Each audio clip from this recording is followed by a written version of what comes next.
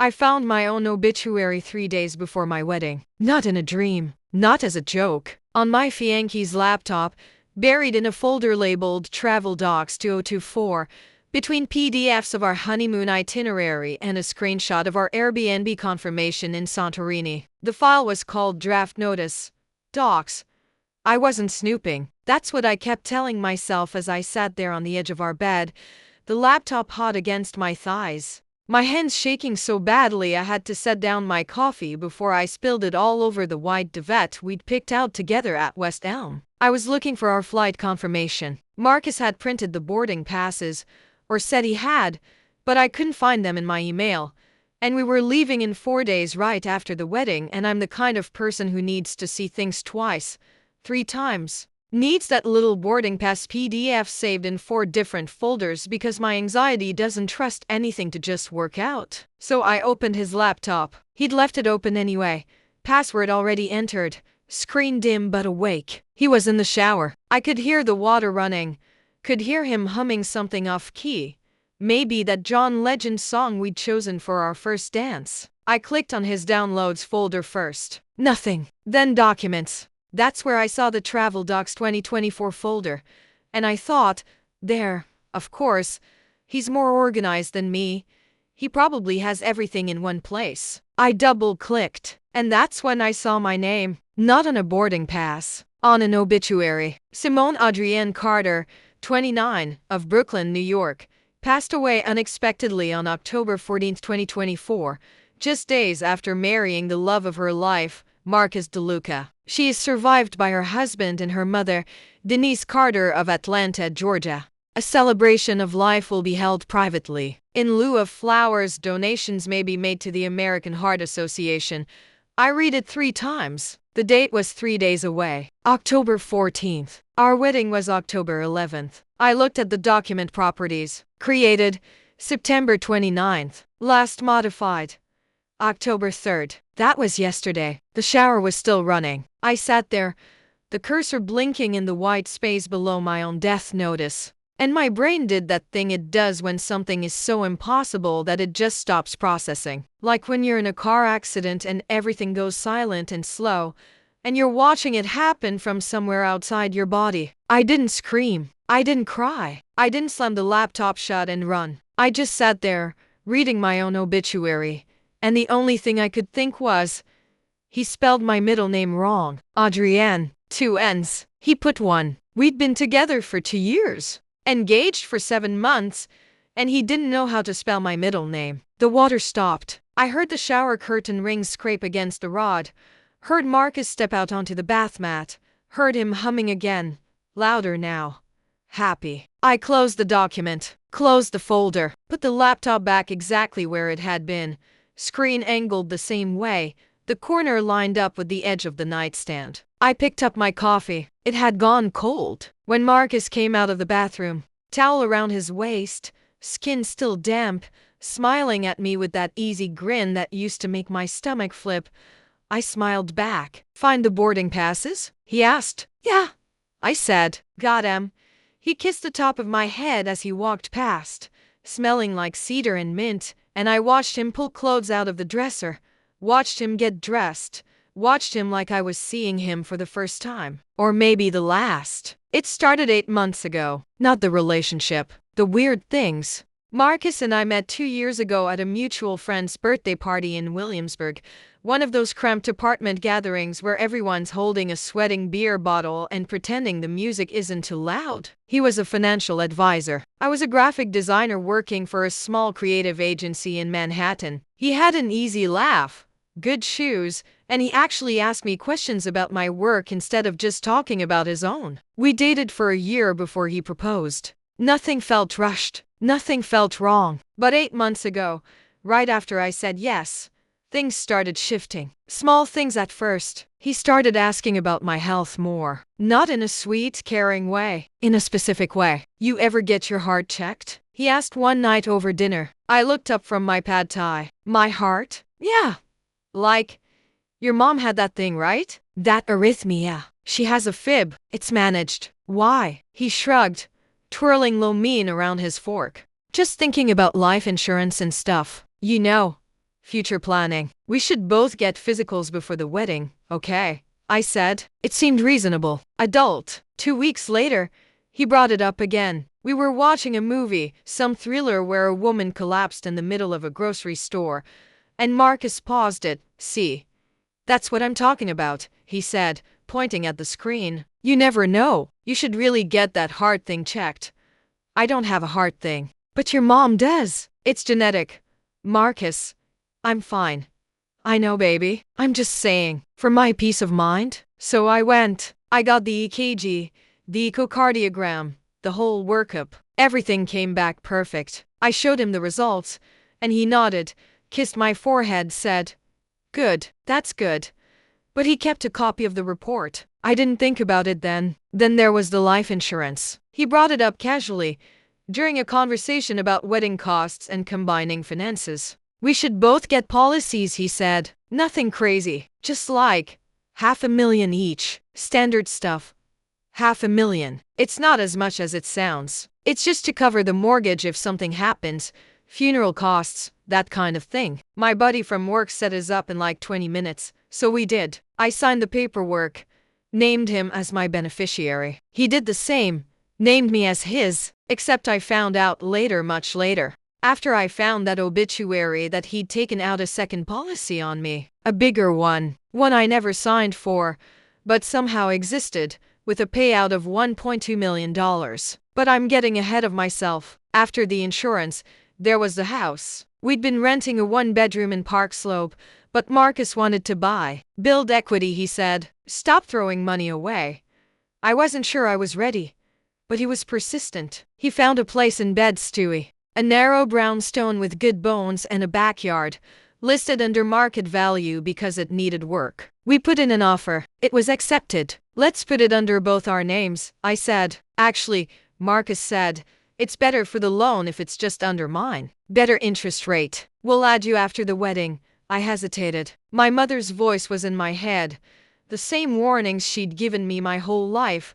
Never let a man control your assets. Never put yourself in a position where you can't leave. But this was Marcus. Marcus, who brought me coffee in bed every Sunday. Marcus, who listened to me talk about kerning and color theory and never once zoned out. Marcus, who cried when he proposed, actually cried, said I was the best thing that ever happened to him. So I said okay. We closed on the house in July. 2 weeks later, Marcus suggested I update my will. You have a will, right? He asked. I'm 29. Exactly. You're about to be married. You own property. Well, we own property. You need a will. Do you have one? Yeah, I set mine up last year. So I made an appointment with an estate lawyer in downtown Brooklyn, a woman named Patricia Chen who had a corner office with a view of the Manhattan Bridge. She walked me through the basics: assets, beneficiaries, healthcare proxies. Who do you want as your primary beneficiary? She asked. My fiancé, Marcus DeLuca.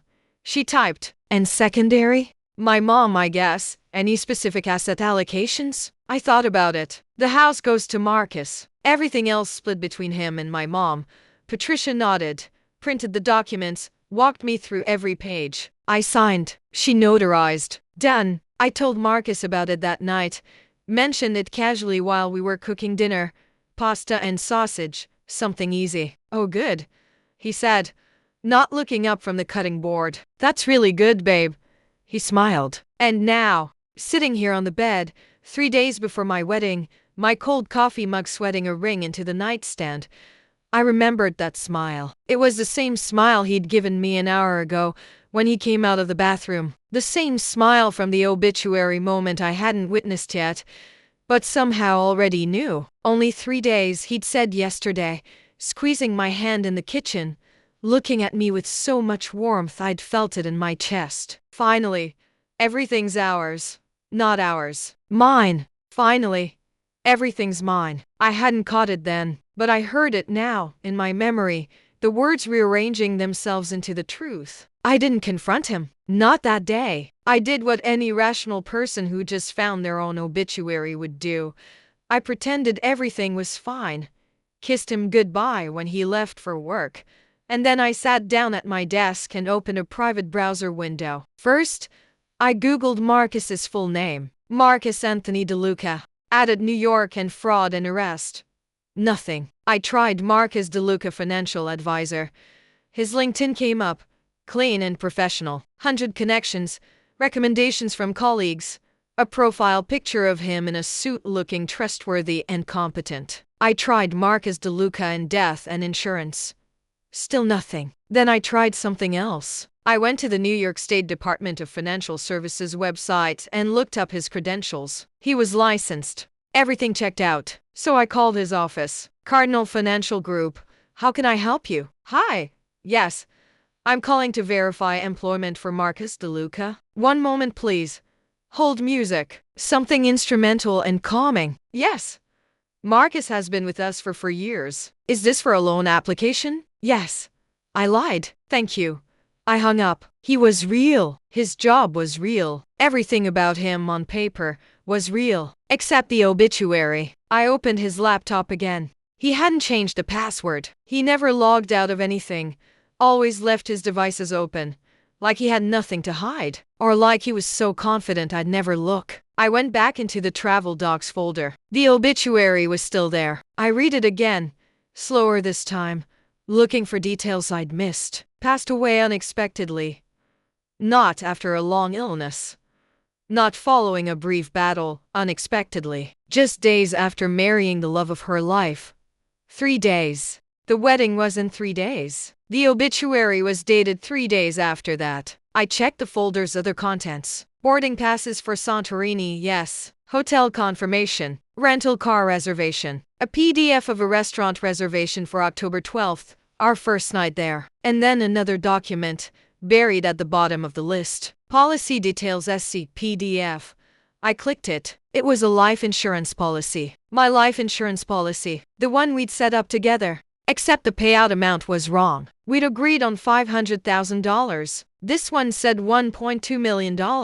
And the application date was different. This one was dated August 15th, a month after the first policy. I scrolled down. There was a second page, a medical questionnaire. Someone had filled it out on my behalf, answering questions about my health history, my mother's AFib, a family history of heart disease that didn't exist. The signature at the bottom was mine. Except I'd never seen this document before in my life. I sat back, staring at the screen, my brain trying to process what I was looking at. He'd forged my signature. He'd taken out a second life insurance policy on me without my knowledge, lied on the application, and forged my signature. Which meant he'd been planning this. Not for weeks. For months. I took a photo of the screen with my phone. Then I went back to the obituary, took another photo. Then I opened his email. I know that's illegal.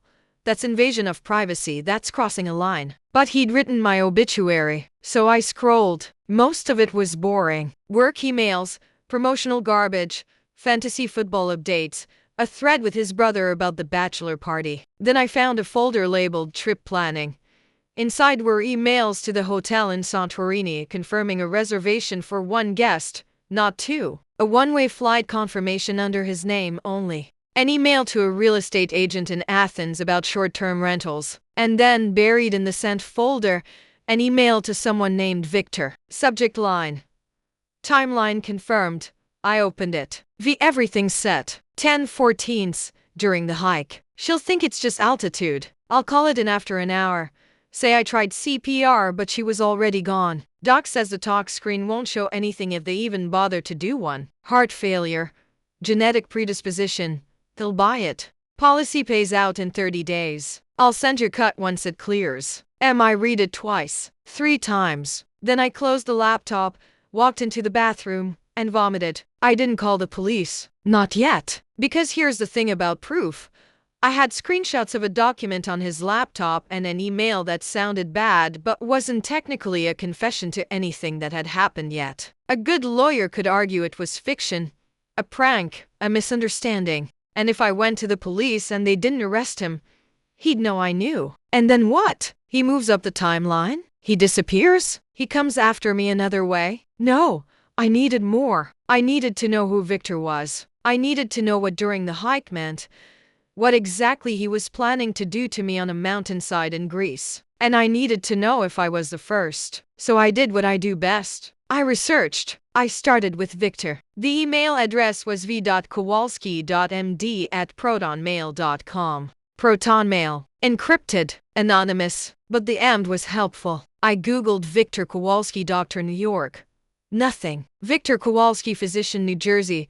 Still nothing. Then I tried Kowalski MD malpractice. Bingo. A news article from 2019. New Jersey doctor loses license after falsifying patient records.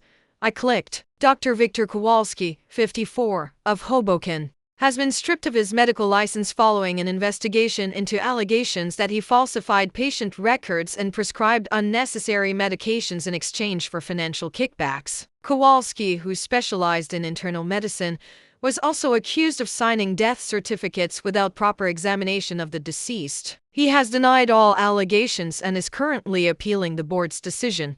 There was a photo. Middle-aged white guy, thinning hair. The kind of face you'd forget immediately. I saved the article. Then I went deeper. I searched for Marcus's name combined with Kowalski's. Nothing public, but that didn't mean they hadn't crossed paths. I logged into Marcus's Facebook, which I had access to because we'd linked our accounts for wedding planning purposes, sharing event posts and coordinating with guests. I went through his friends list. No Victor Kowalski. But then I checked his archived messages. The ones you have to click through multiple menus to find. There. A conversation from 2 years ago, before Marcus and I even met. Marcus, you still doing that thing you talked about? Victor, depends on the payday. Marcus, hypothetically, if someone needed paperwork handled, clean, no trail, what are we talking? Victor, hypothetically, 50,000 for a basic setup. More if it's complicated. Marcus, I'll keep that in mind. That was it. Just 3 messages, but it was enough. Marcus had been planning this before he even met me. Or maybe I wasn't the first. That thought stopped me cold. I opened a new tab and searched. Marcus DeLuca previous relationships. Nothing useful. Social media wasn't around when he was younger, and his Instagram only went back 3 years. But then I remembered something. A comment his brother made once, at a family dinner last Christmas, half drunk on bourbon, laughing about something. Marcus always lands on his feet. Tony had said, nudging Marcus with his elbow. Remember that girl in Philly? What was her name? Sarah? You dodged a bullet when she Tony. Shut up, Marcus had said, not laughing. Tony had shut up. At the time, I'd thought it was just ex-drama. The kind of thing you don't bring up around the new girlfriend. Now I wondered. I searched. Sarah Philadelphia Marcus DeLuca. Too vague. I tried. Sarah Philadelphia Death 2018. And then I found it. An obituary. Sarah Jean Hartley, 31, of Philadelphia, Pennsylvania, passed away unexpectedly on June 3, 2018. She is survived by her fiancé, Marcus DeLuca, and her parents, Robert and Christine Hartley. A memorial service will be held at Laurel Hill Cemetery. In lieu of flowers, donations may be made to the American Heart Association, the same charity, the same phrasing. I clicked through to the funeral home's archived guest book. Condolence messages from friends and family, the usual stuff. And then one message, posted a year later, that made my blood stop. I know what he did. I have proof. If anyone wants the truth about Marcus DeLuca, contact me. JBH, there was no other information. No email. No phone number. Just initials. I screenshot everything. Then I heard the front door open downstairs. Marcus was home. Babe, you up there? His voice, warm and familiar, coming from the entryway. I closed all the tabs, cleared the browser history, shut the laptop. Yeah. I called down. Just working. I heard him drop his keys in the bowl on the console table, heard his footsteps on the stairs. By the time he walked into the bedroom, I was sitting at my desk, Photoshop open, working on a logo design for a client, like everything was normal. He came up behind me, wrapped his arms around my shoulders, kissed the side of my neck. How's it going? He asked. Good. Almost done. He smelled like outside, like October air and coffee. You eat lunch? He asked. Not yet. I'll make us something.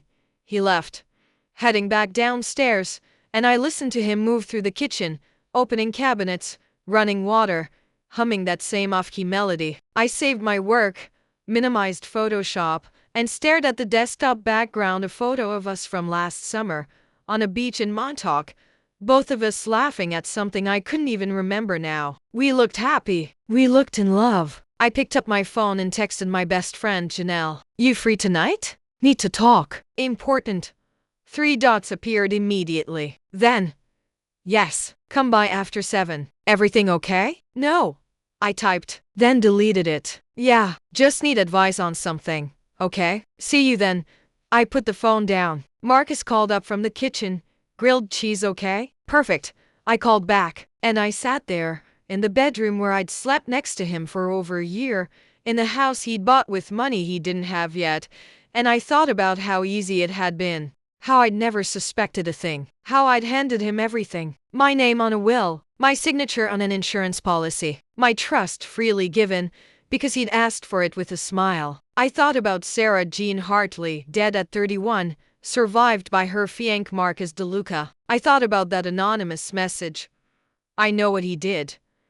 And I thought about the obituary still sitting in that folder downstairs on his laptop. 3 days. I had 3 days to figure out how to stay alive. Janelle lived in Crown Heights, 4th floor of a walk-up with unreliable heating and a landlord who never fixed anything. I'd known her since college, since freshman year at Pratt when we'd both been assigned the same tiny dorm room and had somehow managed not to kill each other. She opened the door before I even knocked. You look like shit, she said. Thanks.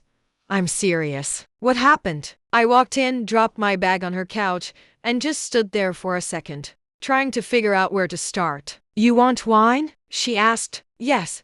She poured 2 large glasses of something red, handed me one, and sat down on the couch, tucking her legs under her. Talk, she said. So I did. I told her everything. The obituary, the insurance policy, the forged signature, the email to Victor Kowalski, Sarah Jean Hartley. I showed her the screenshots. Janelle didn't interrupt. She just listened, her face getting tighter and tighter, her fingers gripping the wine glass so hard I thought it might break. When I finished, she was quiet for a long moment. Then she said, You have to go to the police. And tell them what? My fiancé wrote a fake obituary. They'll think I'm paranoid. They'll tell me to come back if he actually does something. He's planning to murder you, Simone. I know. Then I need proof. Real proof. Something that will make them arrest him before the wedding, before we get on that plane. Janelle set down her wine glass. Okay, then we get proof. How? She thought about it. The email, the one to Victor. If we can get him to respond, to say something incriminating, he used an encrypted email. Proton mail. He's not stupid. No. But he thinks you are. I looked at her. He thinks you have no idea, Janelle continued. He thinks you're this sweet, trusting woman who's going to walk right into whatever he has planned. So we use that. Use it how? You pretend everything's normal. You go through with the wedding. You get on the plane. Janelle, hear me out. You get on the plane, but you document everything. You record conversations. You get him to talk about the plan. And the second he makes a move, you have evidence. Real, undeniable evidence. You want me to let him try to kill me? I want you to control the situation. Right now, he's controlling it. He's planned everything, and you're just reacting. But if you know what's coming, if you're prepared, you have the power. I took a long drink of wine. That's insane. You have a better idea? I didn't. What about Sarah? I asked. What if I can find whoever left that message? JBH. If they have proof that Marcus killed her, then we find them, Janelle said. We have 3 days. We find them. We get their proof. We take everything to the police. And we bury him. And if we can't find them, Janelle leaned forward. Then we go to plan B, which is, you disappear. I stared at her. The wedding's in 3 days, she said. You don't show up. You leave the city. Stay with family. Stay with me. I don't care. But you don't marry him. You don't get on that plane. And you give yourself time to build a case. He'll come after me. Let him try. We'll be ready. I wanted to believe her. I wanted to believe there was a way out of this that didn't end with me dead on a mountainside in Greece or running for the rest of my life. But I also knew Marcus. He was patient. He was careful. He'd been planning this for months, maybe years. He wouldn't stop just because I ran. There's a third option, I said slowly. Janelle raised an eyebrow. I'm listening. I don't run. I don't confront him. I stay, and I make sure he can't hurt me. Meaning? Meaning I beat him at his own game. The next morning, I called Patricia Chen, the estate lawyer. Hi, Patricia. It's Simone Carter. I need to update my will. Oh, is everything all right? Everything's fine. I just want to make some changes before the wedding. Of course. When can you come in? Today, if possible. There was a pause, the sound of her flipping through a calendar. I have an opening at 2. Perfect. I showed up at 1:55, signed in at the reception desk, and waited in the lobby, watching the bridge through the window, watching cars stream across it like nothing in the world was wrong. Patricia called me back at exactly 2 o'clock. So what are we changing? She asked, pulling up my file on her computer. Everything, I said. I told her I wanted to remove Marcus as my primary beneficiary. I wanted everything to go to my mother, to Janelle, to a trust I wanted to set up for my future kids if I ever had them. Patricia frowned. Simone, you're getting married in 2 days. I know. This is highly unusual. Most couples do the opposite. They consolidate assets. They make each other beneficiaries, I understand. But this is what I want. She studied me for a moment, and I could see her trying to decide whether to push. If you're having second thoughts about the marriage, she started. I'm not. I just want my assets protected. From your husband? From anyone. She didn't look convinced, but she nodded. Okay, I'll draft the new documents. You can review and sign tomorrow. Can I sign today? Simone, please. She sighed. Give me 2 hours. Come back at 4. Thank you.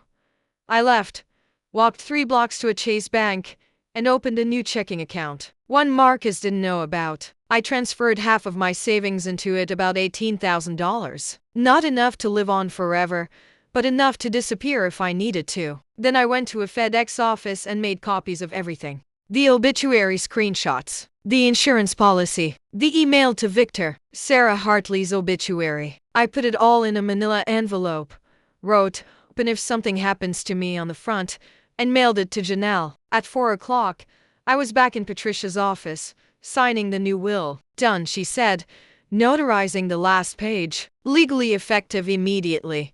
And if something happens to me, your mother is your primary beneficiary. Janelle Washington is secondary. Nothing goes to Marcus unless both of them predecease you, which is statistically unlikely. Good. I stood to leave. Simone, Patricia said, her voice softer now. If you're in danger, I'm not. Because if you are, there are resources. Domestic violence hotlines, legal protections. I appreciate that. But I'm fine. Really. She didn't believe me. I could see it in her face. But she nodded, handed me my copies, and walked me to the door. Be safe, she said. I will. I walked out into the October afternoon, the sun low and golden, the air smelling like roasted nuts from a street cart. And I felt something I hadn't felt since I found that obituary. Control. Not safety, not certainty, but control. Marcus thought he was 3 days away from everything he wanted. But so was I. That night, Marcus suggested we stay in, order Thai food, watch a movie. Just relax before the chaos, he said, pulling me onto the couch next to him, his arm around my shoulders. We ordered from our usual place. Pad see for him, drunken noodles for me, spring rolls to share. The food arrived, and we ate on the couch, plates balanced on our laps, some action movie playing on the TV that neither of us were really watching. You nervous? Marcus asked. About what? The wedding. All those people watching us. A little. I lied. The truth was, I wasn't thinking about the wedding at all. I was thinking about Santorini, about the hike he had planned, about Victor Kowalski and whatever substance wouldn't show up on a talk screen. It's going to be perfect, Marcus said, kissing my temple. And then we're gone. Just you and me in the Mediterranean.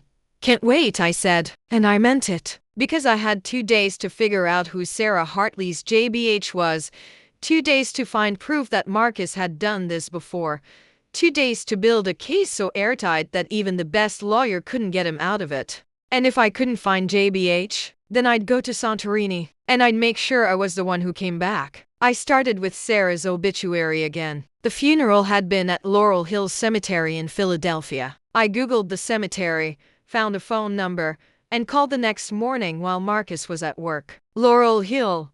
How can I help you? Hi, I'm trying to locate information about a service that was held there in 2018. Sarah Jean Hartley? One moment. Hold music. Classical. Somber. Yes. I see the record. What information do you need? I'm actually trying to reach someone who may have attended. The initials are JBH. I know that's not a lot to go on, I'm sorry. We don't release information about attendees for privacy reasons. I understand. Is there any way I could leave a message? In case this person contacts you? A pause. We don't typically do that, but I can make a note in the file. What's your name and number? I gave her my information, thanked her, and hung up. Dead end. Next, I tried Facebook. I searched for Sarah Hartley Philadelphia and found 3 profiles. 2 were active. Clearly not the right person. The third hadn't been updated since 2018. I clicked on it. The profile picture was a woman with dark hair and a bright smile, standing in front of the Liberty Bell. The cover photo was a beach sunset. I scrolled through her timeline. Photos of friends, brunch, a trip to Iceland, posts about work. She'd been a teacher, 3rd grade. And then, in March 2018, 3 months before she died, an engagement announcement. A photo of her hand, a diamond ring, and the caption, "He asked. I said yes. Can't wait to marry my best friend. Hashtag engaged future M's Delica." The comments were full of congratulations. And then, 2 weeks later, a post from her mother. "Please keep Sarah in your prayers. She's in the hospital with heart complications. Doctors are doing everything they can. Prayers for Sarah." Another post. A week after that, "Sarah's condition has worsened. She's in ICU. Please pray for a miracle." And then nothing. Until the obituary. I read through every comment, every condolence message, looking for someone with the initials JBH. There, a woman named Jennifer Holloway had commented on Sarah's engagement post. "So happy for you, babe. Marcus better treat you right or he'll have to answer to me." And on the obituary, "I'll never believe it was natural causes. Sarah was healthy. Something doesn't add up. Rest in peace, sis. I'll find the truth." I clicked on Jennifer's profile. It was set to private, but her profile picture showed a blonde woman in her 30s, athletic, smiling. I sent her a friend request and a message. "Hi Jennifer, I know this is going to sound strange, but I'm engaged to Marcus DeLuca. I saw your comment on Sarah Hartley's memorial page. I need to talk to you. It's urgent. Please respond." I hit send and stared at the screen, willing her to respond immediately. Nothing. I put the phone down, made coffee, and tried to think of what else I could do. Marcus had been careful. He'd covered his tracks. The only evidence I had was circumstantial, and the only person who might have real proof was a woman I'd just messaged on Facebook who might not even see my message for days. I had less than 48 hours until the wedding. My phone buzzed. Jennifer Holloway had accepted my friend request, and she'd replied, "How do I know you're real and not am pretending to you?" Smart. I thought for a second, then took a selfie holding my driver's license next to my face, making sure the photo and name were visible. I sent it. "This is me, Simone Carter." I found something on his laptop. An obituary. My obituary. Dated 3 days after our wedding. "I think he's planning to kill me. If you know something about Sarah, I need your help." 3 minutes passed. Then, "Call me."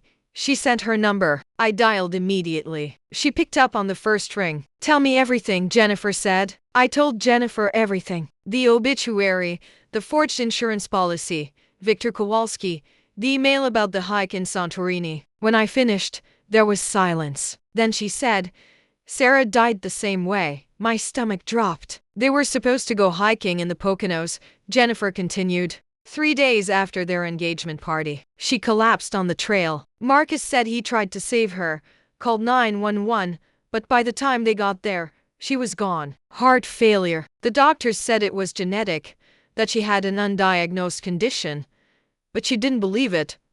Sarah ran marathons. She was healthier than anyone I knew. And 2 weeks before she died, Marcus convinced her to take out a life insurance policy. A big one. Said it was responsible. That they were starting a life together. How much? 900,000. I closed my eyes. Did he collect? Every penny. And then he moved to New York 6 months later. New city, new life, new fiancé. Why didn't you go to the police? I did. They said there was no evidence of foul play. The autopsy showed heart failure. The insurance company paid out. And Marcus played the grieving fiancé so well that I looked like the crazy friend who couldn't accept that bad things happen to good people. What about the hospital records? Her medical history? That's the thing. A month before she died, Sarah told me she'd gotten a full cardiac workup. Marcus insisted on it, just like he did with you. Everything came back perfect. But when I tried to get those records after she died, they were gone. The hospital said there was a clerical error, that the files had been corrupted. Victor Kowalski. He'd been erasing evidence even then. I spent 2 years trying to find proof, Jennifer said. I hired a private investigator, tracked down Marcus's history, found out he'd been engaged once before Sarah. A woman named Rachel Kim in Boston. She died in a car accident 6 months after they got engaged. Single vehicle collision, lost control on a mountain road. Marcus was supposed to be with her but cancelled last minute. He collected on her life insurance too. 3 women, 3 dead fiancés, 3 payouts. Jesus Christ, I whispered. He's a serial killer, Simone. A patient one. He finds women with assets,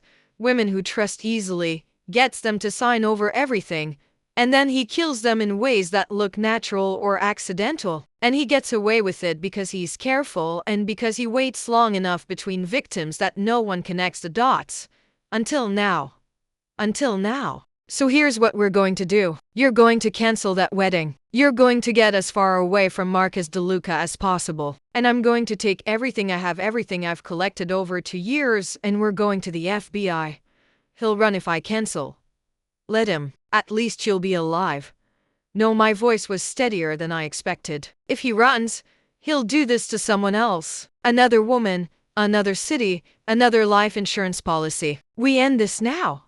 How? I looked at the calendar on my phone. October 10th. The wedding was tomorrow. I need you to come to New York, I said, and bring everything you have. Jennifer arrived that evening with a banker's box full of documents. We sat in Janelle's apartment. I wasn't going back to the house if I could help it, and spread everything across the floor. There were newspaper clippings about Sarah's death, medical records Jennifer had managed to obtain through a lawyer, bank statements showing the insurance payout to Marcus, phone records, emails, and then there was the Rachel Kim file, police report from the accident, photos of the crash site, an interview with Marcus where he said he'd been sick that day, couldn't make the drive. Rachel went alone. But Jennifer had found something the police hadn't. A receipt from a bar in Boston, dated the night of the accident, time-stamped 2 hours after Marcus claimed he was homesick. He'd been there, in the city. Not sick, not home. He cut her brake lines, Jennifer said. I'm sure of it, but I can't prove it. The car was totaled, sent to a scrapyard, crushed before I could get to it. 3 women, Janelle said, looking at the files. 3 murders. And he's about to make it 4. Not if we stop him, I said. Jennifer looked at me. What's your plan? I get him to confess. How? I go through with the wedding. I act like nothing's wrong. We get on the plane to Greece. And somewhere between here and that hike, I record him admitting everything. That's insane, Janelle said. It's the only way. If we go to the police now, what do we have? Circumstantial evidence. Dead women who died of natural causes or accidents. A guy who collects life insurance, which isn't illegal. They'll interview him. He'll lawyer up, and we'll have nothing. And if you get on that plane with him and he kills you before you get the confession, he won't. Not until the hike. He's too careful. He needs it to look like an accident. Needs witnesses who saw us together and happy. He won't make a move until we're alone on that mountain. Jennifer shook her head. Sarah trusted him too. She thought she was safe. And now she's dead. I'm not Sarah. I know what he is. That doesn't make you invincible. No, but it makes me prepared. I pulled out my phone and opened a recording app. I wear a wire. I get him talking. And the second he confesses or the second he tries something, I have proof. Real, undeniable, recorded proof. Janelle looked at Jennifer. Jennifer looked at the files spread across the floor. There's something else, Jennifer said quietly. Something I didn't tell you. I waited. After Sarah died, I got a call from a blocked number. A man's voice. He said, "Stop asking questions or you'll end up like her." I think it was Marcus. Or maybe Victor. I don't know. But they knew I was looking into it. And they warned me off. Did you stop? For a while, I was scared. But then I got angry, and I realized that if I didn't do something, he'd just keep killing. So I kept digging. And now here you are. Here I am. She handed me a flash drive. Everything's on here. Copies of all of it. If something happens to you, this goes to the FBI, the police, every news outlet I can find. Marcus DeLuca will be front page news. He won't be able to hide. I took the drive. Thank you. Don't thank me yet. Just stay alive. The wedding was small. 40 people at a boutique venue in Dumbo, right on the water, the Manhattan skyline glittering across the East River. I wore a dress I'd found in a vintage shop in the West Village, simple and ivory, fitted at the waist. My mother did my makeup, her hands shaking slightly because she cried through the whole process. My baby, she kept saying, my beautiful baby. If she only knew. Janelle was my maid of honor. She kept looking at me like she was waiting for me to bolt. But I smiled at her, squeezed her hand, and whispered, I'm okay. I wasn't okay, but I was ready. The ceremony was short. Marcus's vows were perfect, sweet, earnest, exactly what everyone expected. He talked about how I'd changed his life, how he couldn't wait to grow old with me, how he'd protect me forever. The irony wasn't lost on me. When it was my turn, I looked him in the eyes and said, I promise to love you, trust you, and stand by you, no matter what comes. He smiled. Everyone clapped. We kissed. And just like that, I was Mrs. Simone DeLuca. The reception was a blur. Toasts, dancing, cake. Marcus's brother made a joke about me keeping Marcus in line. My mother cried again. Janelle hugged me so hard I thought my ribs might crack. You don't have to do this, she whispered in my ear. Yes, I do. At midnight we left. Everyone threw biodegradable confetti. Marcus had insisted on it, said we should be environmentally conscious, and we climbed into a car that took us back to the house. Our house. His house. The house I'd just inherited half of by marriage, unless I died in the next 72 hours. We went inside. Marcus poured champagne. We toasted to our future. To us, he said. To us, I echoed. And I smiled, because in my bra, pressed against my ribs, was a recording device smaller than a USB drive. Voice activated. 16 hours of battery life. Uploads to cloud storage in real time. Everything he said from this moment on was being recorded. I can't believe we're finally married, Marcus said, pulling me close. I've been waiting for this for so long. Me too. And tomorrow, we're gone. Just you and me in the Mediterranean. I can't wait. He kissed me. And I kissed him back. And I thought about Sarah Hartley running marathons, about Rachel Kim driving alone on a mountain road, about the anonymous woman who might be next if I didn't stop this. We went upstairs. Marcus fell asleep within minutes, his arm draped over my waist. I lay there in the dark, listening to him breathe, and I didn't sleep at all. The flight to Athens left at p.m. the next day. We took a car to JFK, checked our bags, went through security. Marcus held my hand the whole time. At the gate, while we waited to board, he bought me a coffee and a croissant from a cafe. You didn't eat much this morning, he said. Wedding nerves, I said. Well, you can relax now. Everything's perfect.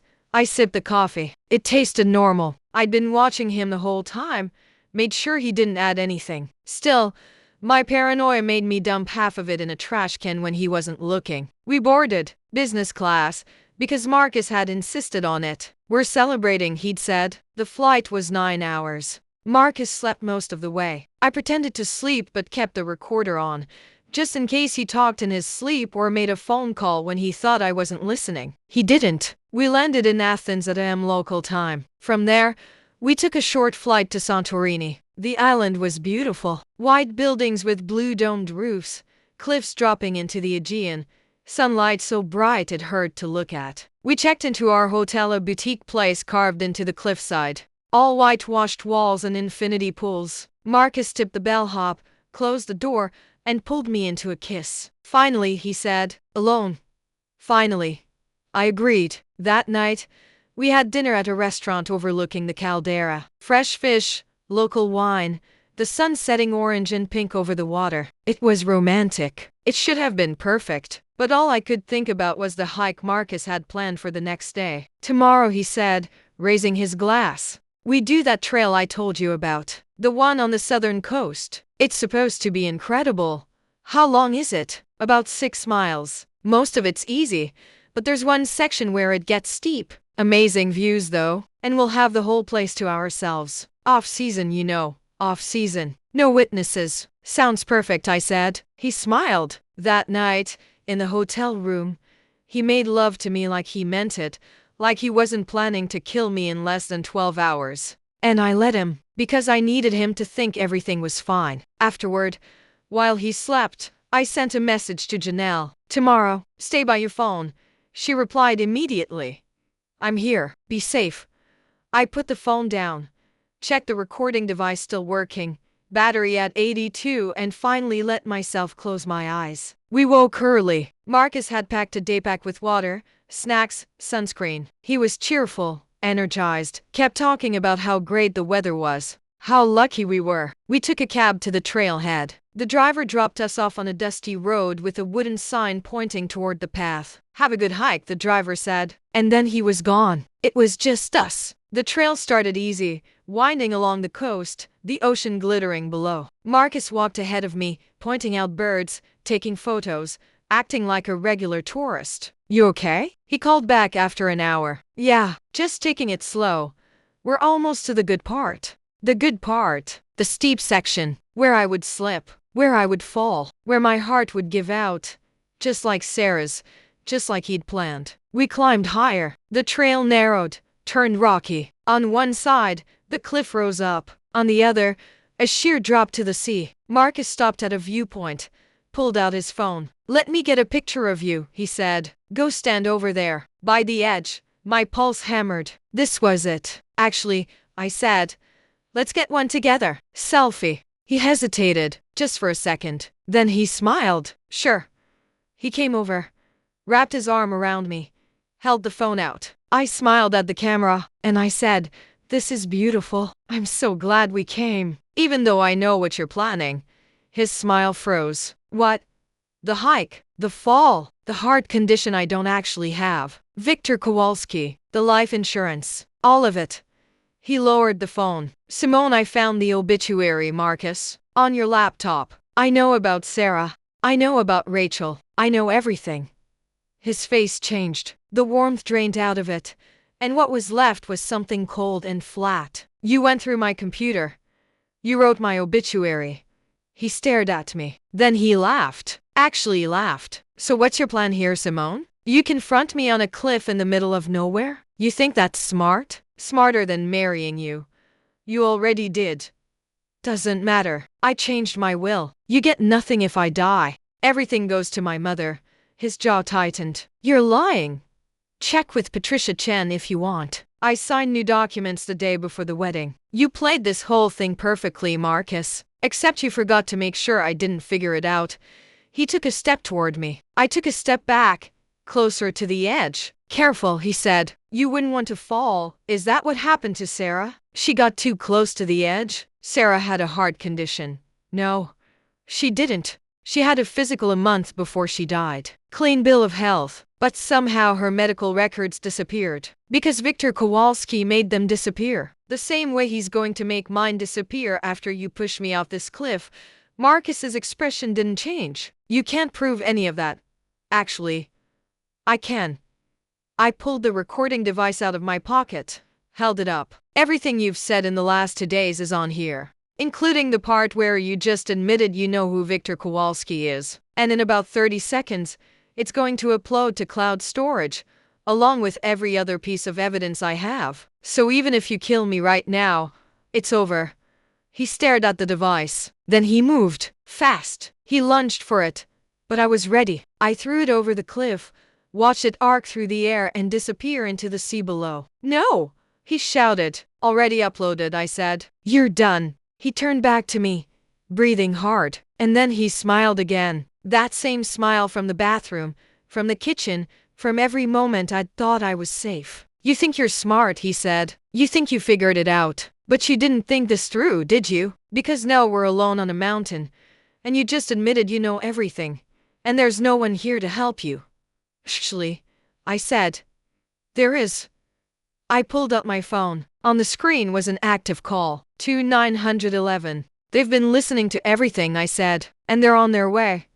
His face went white. In the distance I heard it. Sirens. They arrested him on the trail. Greek police, coordinated with Interpol, who'd been contacted by the FBI after Janelle had sent them everything on Jennifer's flash drive. Marcus didn't fight. He just stood there, hands behind his back, while they read him his rights in Greek and broken English. He looked at me once. "You stupid bitch," he said. "No," I said. "I'm the one who lived. The trial took 8 months." Marcus was extradited to the United States, charged with 3 counts of first-degree murder. The evidence was overwhelming. The recording from Santorini, Jennifer's files, Victor Kowalski, who flipped on Marcus in exchange for a reduced sentence, bank records, insurance payouts, forged documents, all of it. He was convicted on all counts. Life in prison. No possibility of parole. I testified. So did Jennifer. So did Rachel, Kim's sister, who I'd tracked down in the months after Greece, who'd had her own suspicions but never had proof. We stood together in that courtroom, 3 women connected by the man who'd tried to kill us or had succeeded in killing the people we loved. And we watched him go down. It's been a year now. I'm still in Brooklyn, still working, still living my life. I go to therapy twice a week. I don't date. I probably won't for a long time. But I'm alive. My mother calls every day, just to hear my voice. Janelle still comes over with wine and refuses to let me be alone for too long. Jennifer and I text sometimes, checking in, making sure we're both okay. We're not okay, but we're here. I think about Marcus sometimes. I think about how easy it was for him to lie, to plan, to look me in the eyes and promise forever while writing my obituary in secret. I think about how close I came. 3 days. If I hadn't opened that laptop, if I hadn't found that folder, if I hadn't looked, but I did. And that's what matters. I'm still here, and he's not.